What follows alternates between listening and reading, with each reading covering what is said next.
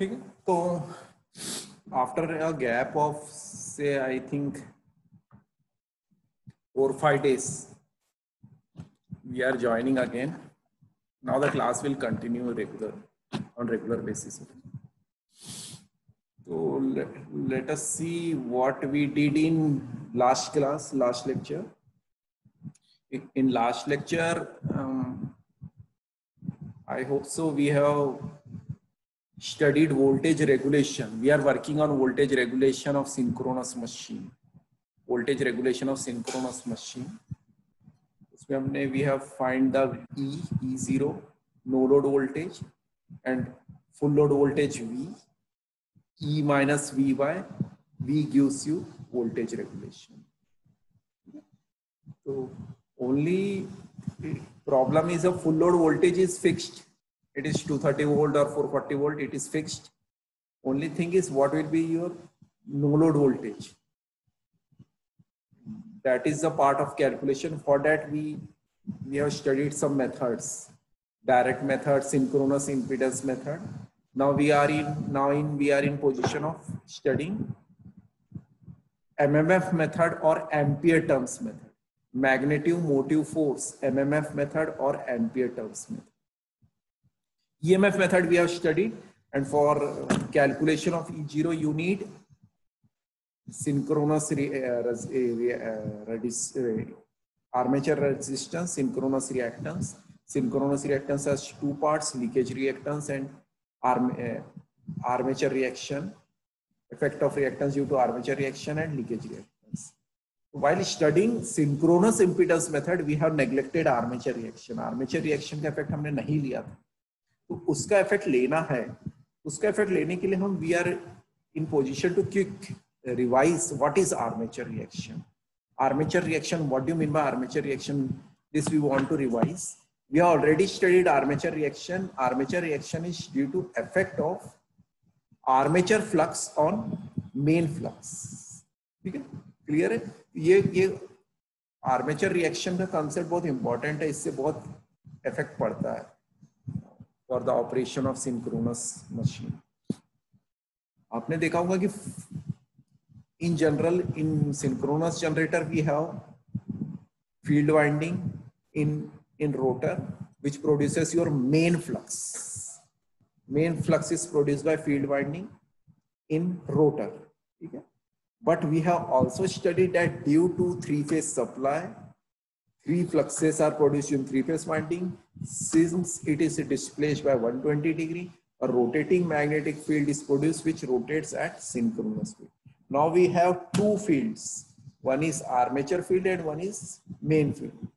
So because of armature field, your main field is distorted. So what is the effect of this armature field on main field is called as armature reaction. It has three conditions. Okay.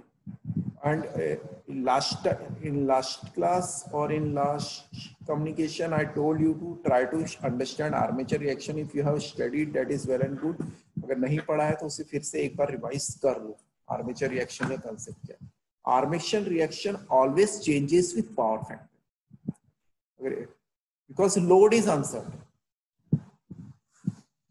कभी unity power factor भी हो सकता है, कभी zero power factor हो सकता है, कभी लैगिंग पावर फैक्टर हो सकता है, कभी लीडिंग पावर फैक्टर हो सकता है. तो as the load changes armature reaction changes. तो वही उसका इफेक्ट मैं एक बार समराइज करके आपको बता रहा हूँ. Effect of armature flux on main field flux, just सीधे से armature reaction effects depends on power factor of the load. ये बहुत इंपॉर्टेंट. ठीक है, तो first case is unity power factor. If it is a unity power factor, second case is lagging power factor, and third case is leading power. Unity power factor में क्या होता है? Cross magnetising. Lagging power factor में demagnetising and leading power factor में magnetising. इसके तीन steps है. Leading power factor होगा तो दोनों फ्लक्स ऐड होंगे. लैगिंग पावर फैक्टर है तो टोटल फ्लक्स कम होगा. यूनिटी पावर फैक्टर है तो ये क्रॉस मैग्नेटाइजिंग. ठीक है, डिस्टॉर्शन हो. ये बहुत इंपॉर्टेंट है. तो इसकी एक वेवफॉर्म भी आपको मैं दिखा रहा हूँ, इसको थोड़ा सा केयरफुली देख लो. अगर यूनिटी पावर फैक्टर है तो क्रॉस मैग्नेटाइजिंग कैसे होगा? तो सपोज एक नॉर्थ पोल है और एक साउथ पोल है, and this is your main flux, ठीक है, main flux, this is your main flux and this is your armature flux, ठीक है। यूनिटी पावर फैक्टर में क्या होता है, यहाँ पे आपका क्रॉस मैग्नेटाइजिंग, टोटल फ्लक्स क्या हो जाएंगे, क्रॉस कर रहे एक दूसरे, ठीक है। This is your main flux and ये इंड्यूस ईएमएफ है, ठीक है। मेन फ्लक्स फाई एफ का डायरेक्शन राइट डायरेक्शन में, इंड्यूस ईएमएफ 90 डिग्री में इंड्यूस हुआ है फाई, और ये 90 डिग्री में इंड्यूस ईएमएफ हुआ है, तो इसके वजह से अब आर्मेचर फ्लक्स आएगा, and this armature flux is in, जो आर्मेचर फ्लक्स आएगा, तो ये देखो, ये इसकी वजह से मेन फ्लक्स और आर्मेचर फ्लक्स के बीच में 90 डिग्री का एंगल बन गया, और इसकी वजह से जो इफेक्ट आएगा ये क्या आएगा, cross magnetising. Unity power factor में क्रॉस मैग्नेटाइजिंग आएगा। सेकंड केस है lagging power factor. Lagging power factor में क्या होगा, डीमैग्नेटाइजिंग इफेक्ट आएगा। तो इसको आप थोड़ा सा याद रखिए, यूनिटी पावर फैक्टर में क्रॉस मैग्नेटाइजिंग होता है armature reaction, lagging power factor में क्या होता है, डीमैग्नेटाइजिंग इफेक्ट आता है। तो डीमैग्नेटाइजिंग ये देखो, ये आपको दिख रहा है clear, main flux and armature flux are separated by an angle 180 degree, या एग्जैक्टली डीमैग्नेटाइज कर रहे, तो टोटल फ्लक्स अगर आपका है तो टोटल फ्लक्स आपका क्या हो जाएगा, कम हो जाएगा। तो main flux is in 0 degree and induced EMF is in 90 degree, and since the power factor is purely inductive है, लैगिंग है, तो 90 डिग्री से करंट जाएगा, 90 डिग्री से करंट जाएगा, तो फिर मेन फ्लक्स भी, आर्मेचर फ्लक्स भी करंट के डायरेक्शन में होगा। Main flux and armature flux are 180 degree apart, therefore this effect is called as demagnetizing effect. This effect is called as demagnetizing effect, ठीक है, this effect is called as demagnetizing effect, ठीक है। तो ये याद रखो, unity power factor cross magnetising, lagging power factor demagnetising. Now come to next case. Main इससे due to this the main flux decreases, DC excitation, तो आपका जो मेन फील्ड हो जाएगा वो कम हो जाएगा, मेन फील्ड कम हो जाएगा तो इंड्यूस ईएमएफ भी कम हो जाएगा। Next is leading power factor purely capacitive load. Leading power factor purely capacitive load, capacitive load में मैग्नेटाइजिंग इफेक्ट आता है। एक one is field flux, this is main flux, and this is armature flux. So you can say main flux and armature flux are in same phase. तो ये total flux क्या हो जाएगा, इसका सम हो जाएगा।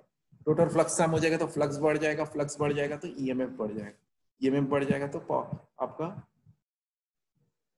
ओवरऑल वोल्टेज भी बढ़ जाएगा, एंड ओवरऑल वोल्टेज बढ़ जाएगा तो क्या हो जाएगा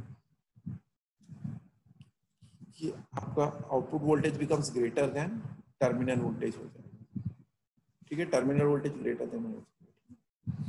देखो, this is main flux, this is induced EMF due to main flux, and this current is in direction of main flux, and armature flux is also in the direction of main flux, therefore armature flux and main flux are added. ये दोनों add हो जाएंगे तो resultant becomes greater then main flux, तो main flux plus armature flux total flux is adding, therefore we call this as a magnetising effect. ये आप पढ़ लेना एग्जाम में, this is the one question which is regularly asked in exam. What is the effect of power factor, what is the effect, question is what is the effect of power factor on, what is the effect of power factor on armature reaction. तो तीन effect आए, first effect is cross magnetising, second effect is demagnetising, and third effect is magnetising, और midway में एक सम आता है, ठीक है, ठीक है। तो now we can move forward, हम आगे बढ़ते हैं इसमें।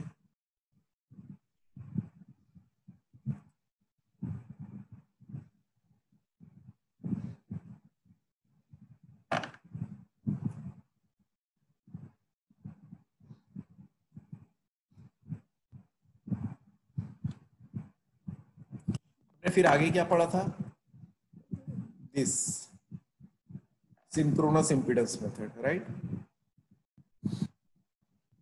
हमने आगे क्या पढ़ा था, सिंक्रोनस इम्पीडेंस मेथड पढ़ा था, ठीक है। तो इसमें हमने एक चीज प्लॉट करी थी, OCC and SC characteristics, OCC and short circuit characteristics plot करी थी। ये देख लो, आपको आपने पढ़ा होगा, आपको दिमाग में भी होगा, बस इसमें एक चीज थोड़ा सा चेंज लग रहा है थोड़ा और। हमने लास्ट क्लास में OCC and short circuit characteristics पढ़ी थी। सबको क्लियर है ना, दिख रहा है ना वीडियो, स्क्रीन इज शेयर्ड।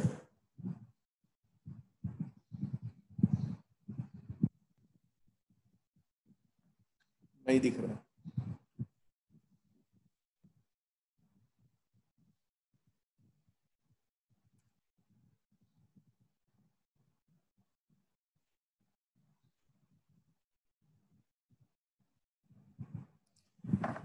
ठीक है। तो next, for determination of voltage regulation we have studied this synchronous impedance method. Screen दिख रहा है ना सबको क्लियर, सिंक्रोनस इम्पीडेंस मेथड और ईएमएफ मेथड, ये हमने मेथड पढ़ी थी। तो इसमें हम क्या करते हैं, ओसीसी कैरेक्टरिस्टिक्स प्लॉट करते हैं and short circuit characteristics plot करते हैं। OCC means stator is kept open circuit, ये बिल्कुल this is the experimental diagram for applying OCC and short circuit characteristics. OCC characteristics में आप क्या करोगे, ये टीपीएसटी स्विच जो है, ट्रिपल पोल स्विच जो है, इसको हम क्या करते हैं, ओपन रखते हैं, वीओसी मेजर करते हैं एंड फील्ड करंट का जो एमीटर है, एमीटर से फील्ड करंट एमीटर, और इसको प्लॉट करते हैं, ठीक है। And in short circuit test क्या करते हैं, हम ट्रिपल पोल स्विच को शॉर्ट कर देते हैं और देन फील्ड करंट को चेंज करके आईएससी एंड आईएफ मेजर करते हैं। ये मेजर करोगे तो आपको कैरेक्टरिस्टिक से यहाँ पे दिख रही है, ये ऐसा आती है।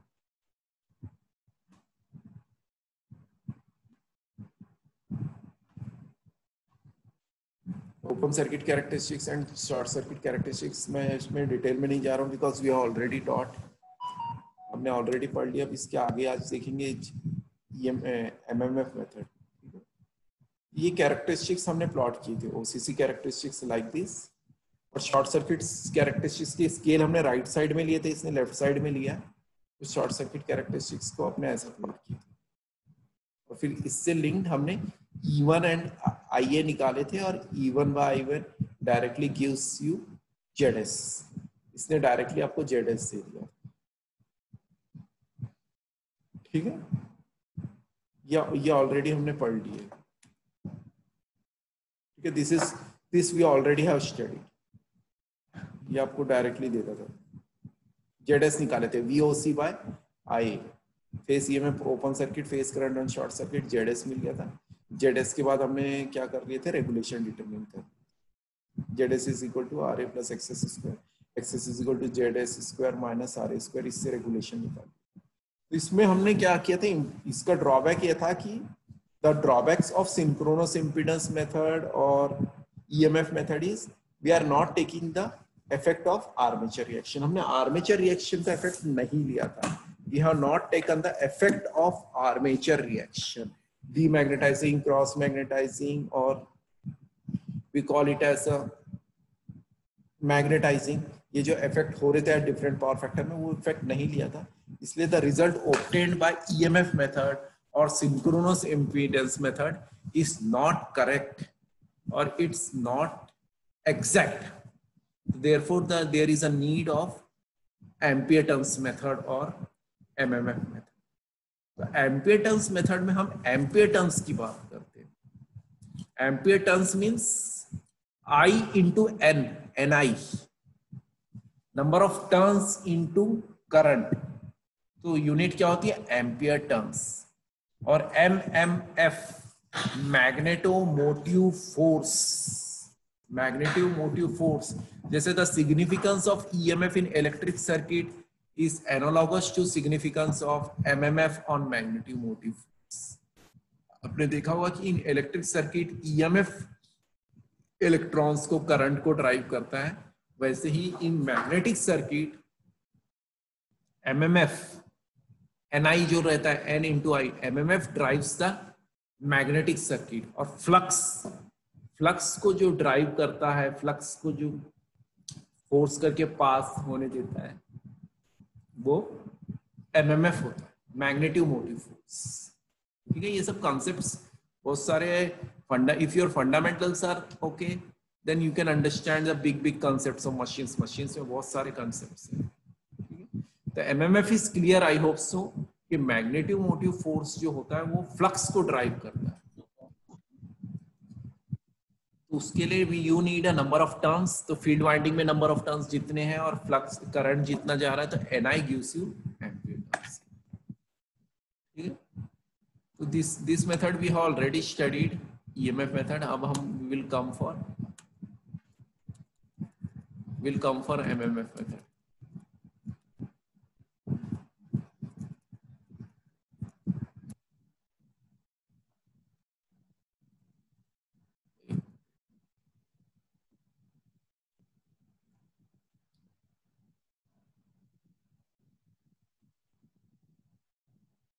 देखो लिमिटेशन देख लो, limitation of synchronous impedance method. The main limitation of this method is that method use large values of synchronous reactance.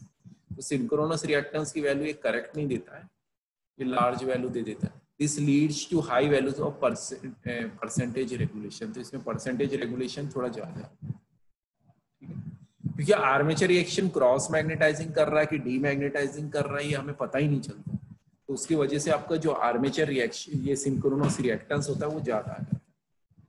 अगर डीमैग्नेटाइजिंग हो रहा है तो उसका इफेक्ट को कंसीडर करता ही नहीं है, या मैग्नेटाइजिंग हो रहा तो उसका इफेक्ट को कंसीडर करता नहीं है, आर्मेचर रिएक्शन का इफेक्ट करता नहीं है।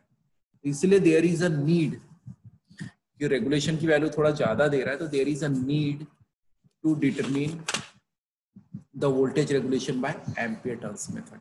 Means your reading is more accurate on ampere turns method as compared to synchronous impedance. Now come to MMF method or ampere turns. Ampere turns means current into number of turns. So this method of determining the regulation of alternator is also called as ampere turns method or Rother's method. The scientist name is Rothard. ये आप देख सकते हैं book में भी scientist का name लिखा है रॉथर्ड, एमएमएफ मेथड और Rothert's MMF method, ampere turns method. तो इसमें भी सेम आपको काम करना है, open circuit test and short circuit test plot करना ही है। तो ये एक बार रीडिंग लेके, या बीएल थेरेजा की बुक में एक टेबुलर फॉर्म में है, टेबुलर फॉर्म में per phase value voltages and currents निकालो और उस पे आप प्लॉट कर सकते हो। OCC test and short circuit test आप एक प्लॉट करके देखो, ठीक है। हम लोग एक एग्जांपल करके देख लेना, सॉल्व एग्जांपल, जिसमें ओसीसी और एससी ईएमएफ मेथड और एमएमएफ मेथड जो भी है, इसमें आप डेटा गिवन है, डेटा को प्लॉट करो। तो मेन पर्पस पहले OC test and short circuit test करना पड़ेगा इसमें, और उसमें सिंक्रोनस रिएक्टेंस निकालना पड़ेगा, ठीक है। एमएमएफ की बात हो रही है, ठीक है। इधर देखो, for any synchronous generator that is alternator, it requires MMF which is product of field current and turns of field current, ठीक है। तो मैग्नेटिक सर्किट कहीं भी आया तो you need a whenever there is a magnetic circuit you need a MMF, magnetic motive force, which drives the flux। इसमें field winding जो होती है उसकी नंबर ऑफ टर्न्स और फील्ड का करंट, वो एमएमएफ डिसाइड करता है। तो मेन एमएमएफ, और फिर आर्मेचर एमएमएफ, वो आर्मेचर वाइंडिंग से होगा, ठीक है। These are some conditions to separate purpose. It must show MMF equal and opposite to that of armature reaction. It must show MMF necessary to induce rated terminal voltage on open circuit. तो open circuit terminal में आपको rated voltage भी चाहिए, ठीक है। देखो open circuit voltage is nothing but a zero power unity power factor condition. तो उसमें आपको एमएमएफ चाहिए रेटेड वोल्टेज प्रोड्यूस करने के लिए, कुछ तो वोल्टेज एमएमएफ चाहिए जो उसका आपका रेटेड वोल्टेज प्रोड्यूस करें, और फिर आर्मेचर रिएक्शन को भी आपको न्यूट्रलाइज करना बहुत जरूरी है। तो आर्मेचर रिएक्शन को न्यूट्रलाइज करेंगे तभी आपको V मिलेगा। थोड़ा सा ये कंसेप्चुअल है अब यहां से कि आपको you need two components of MMF, एक एमएमएफ आपको वोल्टेज प्रोड्यूस करने के लिए और दूसरा आर्मेचर रिएक्शन को भी न्यूट्रलाइज करना। तो आर्मेचर रिएक्शन जितना है उसको न्यूट्रलाइज करेंगे तभी आपको टर्मिनल वोल्टेज V मिलेगा, अदरवाइज टर्मिनल वोल्टेज हमेशा कम हो जाएगा because of armature reaction. So therefore you need a MMF equal and opposite to that of armature reaction MMF। ठीक है, ये आपकी बेसिक रिक्वायरमेंट है। ठीक है, तो OC and short circuit test आप अप्लाई करोगे, इसमें भी open circuit test and short circuit test apply करोगे तो उसमें देखो नंबर ऑफ टर्न्स कांस्टेंट है, पूरा खेल फील्ड करंट का ही है। तो आपको फील्ड करंट लगेगा, field current required to produce voltage VPH plus IARA cos phi drop, ये ड्रॉप तो लगेगा ही। ठीक है, एंड सेकेंड केस क्या हो जाएगा, field current required to produce the given armature current on short circuit are added at an angle of 90 ± 5। ठीक, तो अब यहां से थोड़ा सा आपको conceptual part, there is a conceptual part कि हम इफेक्ट ऑफ आर्मेचर रिएक्शन को ये डायग्राम में कैसे कंसीडर करें। ठीक है, तो पहले हमने open circuit test and short circuit test plot की थी, यहां पे आप थोड़ा सा चेंज करना पड़ेगा। तो पहले क्या करोगे, पहले फील्ड एम्पियर टर्न्स लो, first case is field ampere turns, और फील्ड करंट देखो कितना था, OA अमाउंट ऑफ करंट लगेगा which is used to produce, which is used to produce V or V plus IARA cos phi on no load। Under no load condition में इसको produce करने के लिए कितना करंट लगता है, IF1 आप मेजर करेंगे। ठीक है, और सेकेंड केस में आप शॉर्ट सर्किट करोगे, शॉर्ट सर्किट करके फुल लोड आर्मेचर करंट के लिए जो फील्ड करंट लगता है वो निकालोगे। तो दो, और वो that is drawn at an angle of 90 ± 5। ये दो काम आपका कर लोगे तो आपका ये फाइनली आपका OCC and short circuit conditions ये निकल जाए। ठीक है, तो दो MMF लग रहे हैं, देखो यहाँ पे एक लग रहा है F0 अमाउंट ऑफ MMF या फील्ड करंट IF1, और एक शॉर्ट सर्किट कंडीशन में FAR लग, दो MMF लग। ये आपके लिए बहुत इंपॉर्टेंट है, दो MMF लग, इसको थोड़ा सा समझने की कोशिश करो। एक MMF V plus IARA drop, IARA cos phi drop, वो प्रोड्यूस करने के लिए MMF लग रहा है। देखो रेटेड वोल्टेज लिखा हुआ है वहां पे, it is written that there is rated voltage, वहां पे रेटेड वोल्टेज लिखा हुआ है। ठीक है, तो rated voltage means V plus IARA drop जो है वो प्रोड्यूस करने के लिए आपको जो फील्ड करंट लग रहा है वो फील्ड करंट हो गया, और दूसरा फील्ड करंट कितना लग रहा है, FAR। तो अंडर शॉर्ट सर्किट कंडीशन आपको कितना FAR अमाउंट ऑफ MMF या फील्ड करंट लग रहा है to produce full load rated current. ठीक है, तो जो शॉर्ट सर्किट करंट में FAR आ रहा है तो हम वो बोल रहे हैं कि वो पूरा आर्मेचर रिएक्शन में जा रहा है।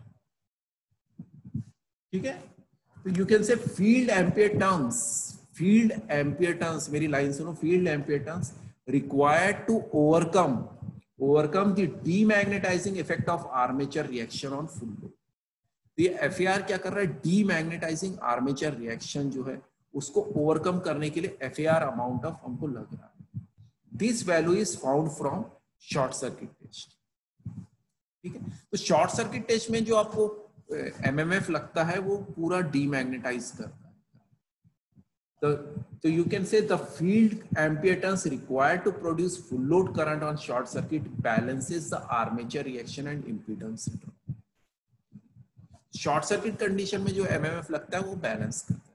ये दोनों को बैलेंस करने के बाद आप टोटल फील्ड करंट निकालो. तो ये आप फेजर डायग्राम थोड़ा सा क्लियरली बना लो.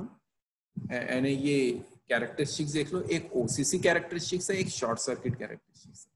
एक F0 ने क्या किया, टर्मिनल वोल्टेज प्रोड्यूस किया, ई नहीं प्रोड्यूस किया. और FAR ने क्या प्रोड्यूस किया, FAR ने क्या प्रोड्यूस किया, FAR ने आर्मेचर रिएक्शन को बैलेंस कर दिया. अब ये दोनों करंट को F0 एंड FAR को आप ऐड करोगे तो उस करंट पे जो वोल्टेज मिलेगा that is E0, that is E0. तो इसमें 3 केसेस बनते हैं. तो अब थोड़ा सा आपका सर्किट धीरे धीरे कॉम्प्लेक्स बनते जा रहा है. ठीक है, तो डोंट वरी अबाउट इट. तो आपको एक न्यूमेरिकल करना पड़ेगा इसको. अगर न्यूमेरिकली सॉल्व करने की कोशिश करना चाहते हैं तो उसको एक न्यूमेरिकल सॉल्व करना पड़ेगा. I will show you little bit in board में मैं आपको क्विक में समझा देता हूं कि 2 armature, there are 2 armature reactions. We have 2 armature reactions. एक हो गया आपका F0 एंड सेकंड वन हो गया आपका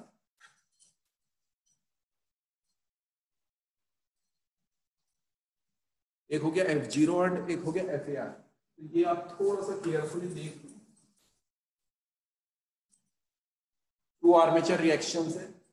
एक हो गया आपका सपोज ये OA, ठीक है, और एक दूसरा आर्मेचर रिएक्शन हो गया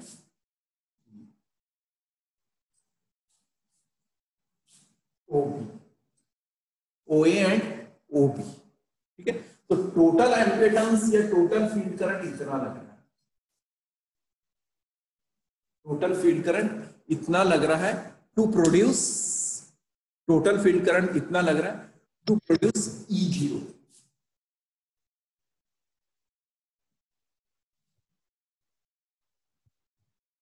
देखो ये आ गया आपका V. ये दोनों को आप ऐड करेंगे तो आपको मिलेगा.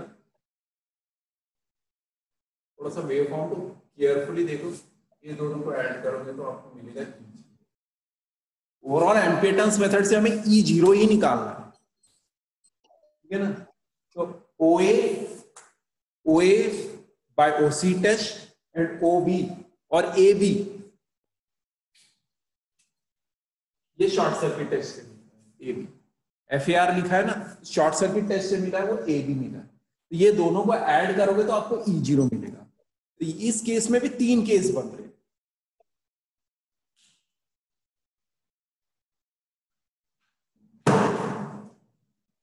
इसमें भी 3 केसेस. There are 3 cases.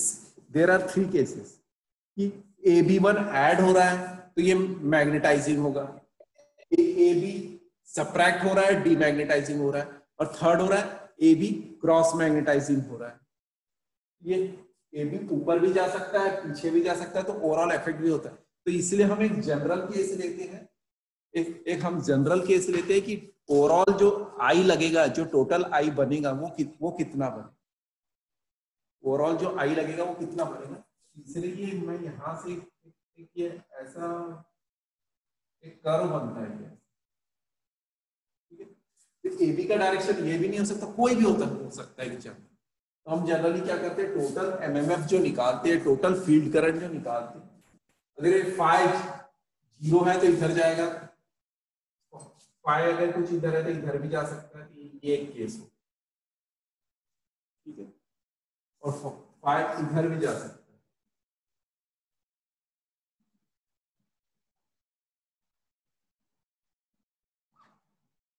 तो बुक से थोड़ा सा केयरफुली देख लेना.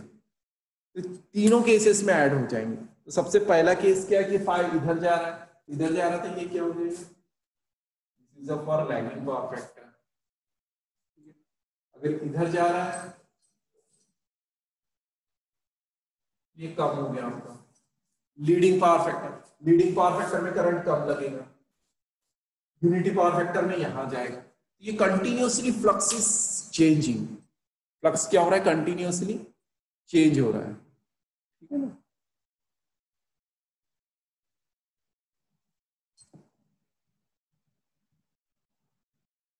ठीक है, कोई बता भी नहीं रहा, स्क्रीन दिख रही, I had not share this. ये जस्ट चेक कर लो आप, थोड़ा सा आपको अंडरस्टैंडिंग में डिफिकल्ट लग रहा होगा, बट ये इफेक्ट है। अगर क्रॉस मैग्नेटाइजिंग है तो टोटल लगेगा, अगर लीडिंग है तो आपको कम लगेगा। अब बुक से देख लेना, पेज नंबर 1440 में है, तो लीडिंग पावर फैक्टर है तो ये एमएमएफ कम लगेगा, फील्ड करंट कम लगेगा। लीडिंग पावर फैक्टर है तो फील्ड कम लगेगा। लैगिंग है तो ये समवॉट ये यहां से बीच में यहां से यहां लगेगा। यूनिटी है तो इतना लगेगा। तो इस वैल्यू ऑफ फील्ड करंट में आपको करस्पॉन्डिंग वैल्यू ऑफ ई पकड़ना पड़ेगा। इस value of field current, to that value of field current, you have to catch the corresponding value of E, and E determine हो गया तो आपका क्या मिल गया, रेगुलेशन निकल जाए। तो overall you have to draw OC circuit, you have to draw short circuit, और field current required in open circuit आपके पता है, field current required for short circuit आपको पता है। ये दो कंपोनेंट आपके बन गए। देखो ये क्लियर है, इतना आपको ओसी टेस्ट लगा, इतना शॉर्ट सर्किट टेस्ट लगा, ठीक है। और फिर से एक बार बना के लगा, और एक्चुअल फील्ड करंट कितना लगेगा आपको, यहां से ऐसा ये बना। तो सपोज ये एंगल फाई एंगल पे है, एक्चुअल फील्ड करंट कितना लगेगा, ये है ओसी। OC is the amount of field current required to produce a terminal voltage each। फिर इस वैल्यू पे आप टेबुलर फॉर्मूले में जाना पड़ेगा आपको। इस वैल्यू से आपको टेबुलर फॉर्मूले में जाना पड़ेगा। ये यहाँ का आर्क निकालना पड़ेगा, या टेबल फॉर्मूले में देखना पड़ेगा कि उससे करस्पॉन्डिंग E0 कितना है। उस E0 पे आपको gives you exact value of E0, और एग्जैक्ट वैल्यू ऑफ E0 मिलेगी तो आपको रेगुलेशन मिलेगा E0 माइनस बाय। इसका एक न्यूमेरिकल आपको सॉल्व करके देखना पड़ेगा, तभी समझ में आएगा। बिकॉज इलेक्ट्रिकल इंजीनियरिंग उतना इजी नहीं होता है, आपको टाइम लगेगा। इसको आप बहुत केयरफुली पढ़ो, पहले आर्मेचर रिएक्शन को केयरफुली समझो, फिर EMF method given in BL Theraja book, उसको क्लियरली बहुत अच्छे से बिल्कुल क्लियरली पढ़ो। क्लियरली पढ़ोगे तब आपको समझ में आएगा। That is why I asked you in last class की ट्यूटोरियल प्रॉब्लम नंबर 37.2 को पूरा कंप्लीट करो, ठीक है। उसमें से क्वेश्चन नंबर 6 जो था, उसमें किसी को प्रॉब्लम आ रही थी वन स्टूडेंट को, तो दैट इज रॉन्ग आंसर। कभी कभी रॉन्ग आंसर होता है बुक में, तो डोंट वरी अबाउट इट, एक आधा आंसर रॉन्ग हो सकता है, but you have to solve it. ये मेथड से आपको बाय एम्पियर टर्न्स मेथड आपको टेबुलर फॉर्म में ड्रॉ करना पड़ेगा, ग्राफ पेपर में प्लॉट करना पड़ेगा, और फिर ग्राफ पेपर में प्लॉट करने के बाद एग्जैक्टली आपको क्या करना पड़ेगा, you have to find the E0, ठीक है।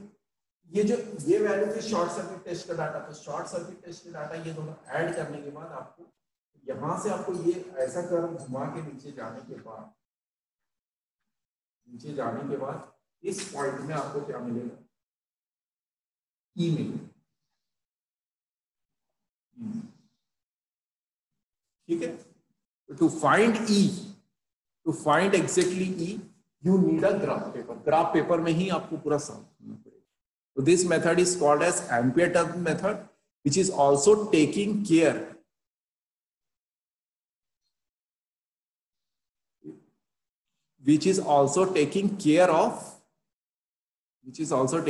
of armature reaction।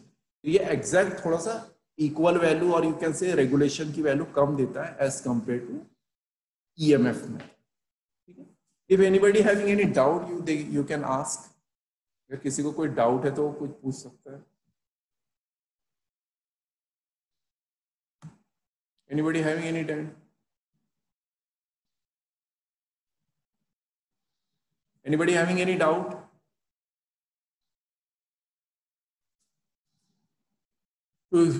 When you come in next lecture, पूरा प्रिपेयर करके आओ, EMF method, ampere turns method पूरा थॉरोली प्रिपेयर करके आओ। Then you will understand Pottier reactance method। Pottier reactance method इसका EMF OC test, short circuit test, EMF method, ampere turns method, इनको combine करके ही नेक्स्ट मेथड। तो जो disadvantage EMF method था उसने एमएमएफ मेथड ने सॉल्व किया। एमएमएफ मेथड में for finding calculation of regulation what are the disadvantage that we'll see first and that is rectified by Pottier reactance। ठीक है, so we will stop here।